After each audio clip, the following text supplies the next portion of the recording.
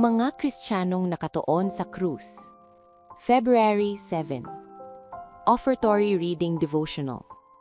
May mga talata sa Biblia na parang hindi akma.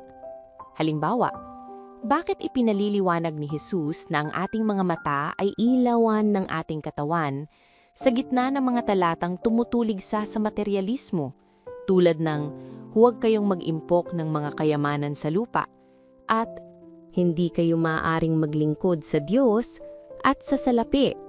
Mateo 6:19-24. Ano ang kaugnayan ng ating mga kayamanan sa lupa at ang pahayag ni Kristo na hindi kayo maaaring maglingkod sa Diyos at sa salapi sa ating mga mata? Alam natin na ang pagtingin sa mga magagarang patalastas ay maaaring direktang makaapekto sa kung paano natin ginagamit ang mga material na pagpapala na ipinagkatiwala sa atin ng Diyos. Ngunit, maaari din kayang binabalaan tayo ni Jesus laban sa kamangmangan ng paglalakad sa kanyang landas na ang ating kanang mata ay nasa mga kayamanan sa langit at ang ating kaliwang mata ay nasa mga kayamanan sa lupa? Kapag ginawa natin iyon, tayo ay nagiging isang Kristiyanong lulinhayaang mata. Hindi natin magagawang tumuon ng malinaw sa mga walang hanggang bagay na mahalaga.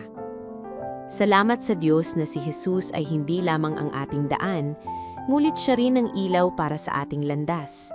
At nag-aalok pa siya ng gamot sa mata upang tulungan tayong makakita ng malinaw habang sinusunod siya.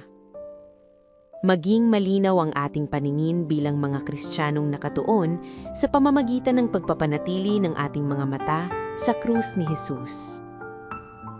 Panawagan. Magalak tayong mag-impok ng ating mga kayamanan sa langit, kung saan matatamasa natin ang mga ito sa buong walang hanggan. Sa pagbabalik natin ng mga ikapo ng Diyos at pagbibigay ng ating mga handog, gawin natin ito nang nakatuon ang ating mga mata sa ating tagapagligtas, si Jesus na siyang Kristo na pinagmumula ng lahat ng ating mga pagpapala. Salamat, Panginoong Jesus.